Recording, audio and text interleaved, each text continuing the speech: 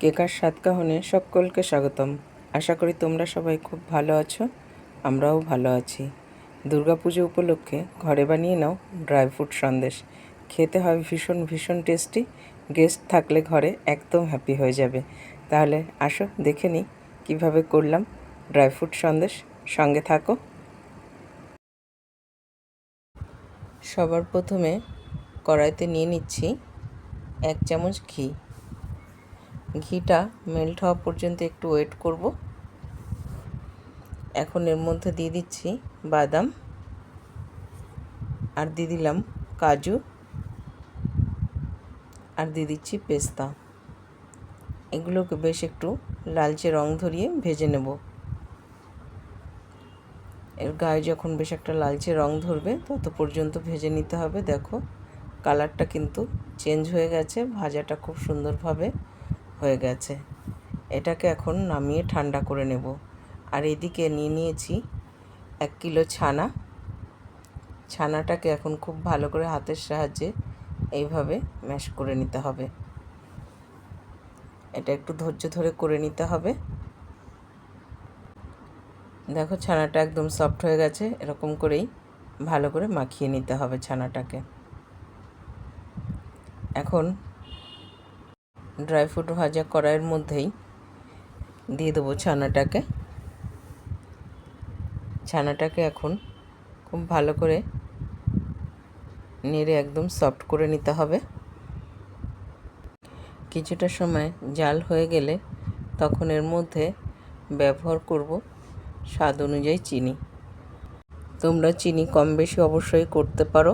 এখানে আমি আমার স্বাদ অনুযায়ী চিনি ব্যবহার করেছি। চিনি দিয়েও এখন খুব ভালো করে এটাকে নেড়েচেড়ে ভেজে নিতে হবে। যেহেতু চিনি দিয়েছি তো চিনি থেকে কিন্তু আস্তে আস্তে রস ছাড়তে শুরু করবে, সেটাকেও জাল করে খুব ভালো করে শুকিয়ে নিতে হবে। এখন এর মধ্যে দিয়ে দিয়েছি পাউডার দুধ। 1 বাটি পাউডার দুধ আমি ব্যবহার করেছি। দিয়ে এখন এর সঙ্গেও খুব ভালো করে আবার সব কিছুর সঙ্গে মিশিয়ে এটাকে জাল করে নিতে হবে।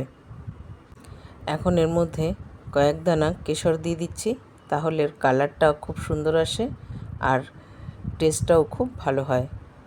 কেশর দিয়েও একসঙ্গে খুব ভালো করে মিশিয়ে জাল করে নিতে হবে। পাত্রটা একটু বড় নিয়েছি, তবুও কিন্তু যেহেতু ছানারই খুব ছিটায়, সেই জন্য এর মধ্যে একটুখানি ঘি দিয়ে দেবো। ঘি দিয়ে দিলে না এই যে ছিটাচ্ছে এটা আর ছিটাবে না। এই ঘিয়ের জন্য কিন্তু মিষ্টির স্বাদটাও অনেক সুন্দর আসে আর খেতেও ভালো লাগে। তো তোমরাও কিন্তু অবশ্যই ঘি একটু ব্যবহার করো, তাহলে মিষ্টির স্বাদটা অনেক গুণ বেড়ে যায়। এখন এর মধ্যে ড্রাই ফ্রুটগুলোকে দিয়ে দেব। ড্রাই ফ্রুটগুলোকে আমি চপারে খুব ভালো করে চপ করে নিয়েছি। এই ড্রাই ফ্রুটের জন্য এই সন্দেশের স্বাদ না অনেক গুণ বেড়ে যায়, খেতেও খুব ভালো লাগে।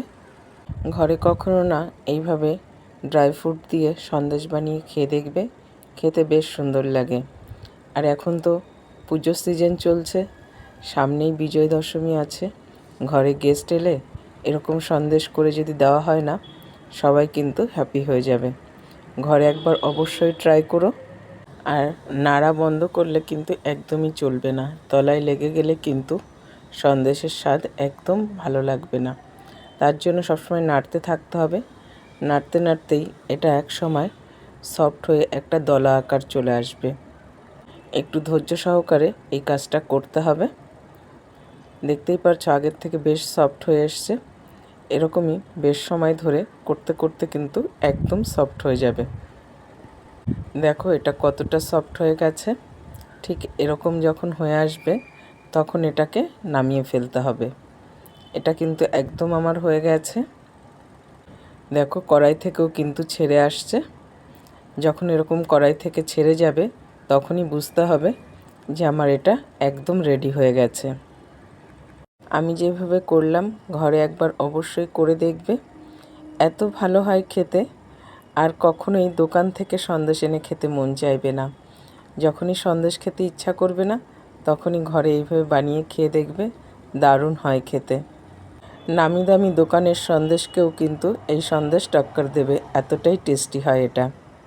গ্যাস কিন্তু আমি বন্ধ করে দিয়েছি। যে পাত্রে নামিয়েছি সে পাত্রে আমি আগের থেকেই ঘি ব্রাশ করে রেখেছিলাম। এখন একটা প্যাচুলার সাহায্যে চেপে চেপে এটাকে সেট করে নিতে হবে। আর কিছুক্ষণ ওয়েট করলেই এটা খুব ভালোভাবে সেটও হয়ে যাবে।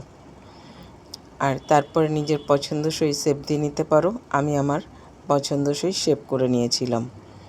আর খেতে হয়েছিল ভীষণ ভীষণ টেস্টি। ঘরের সবাই তো আমরা খেয়ে ভীষণ ভালো লেগেছে।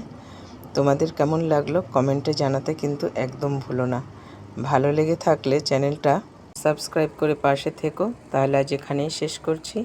সবাই ভালো থাকবে, সুস্থ থাকবে। দেখা হবে পরের আরেকটি ব্লগে।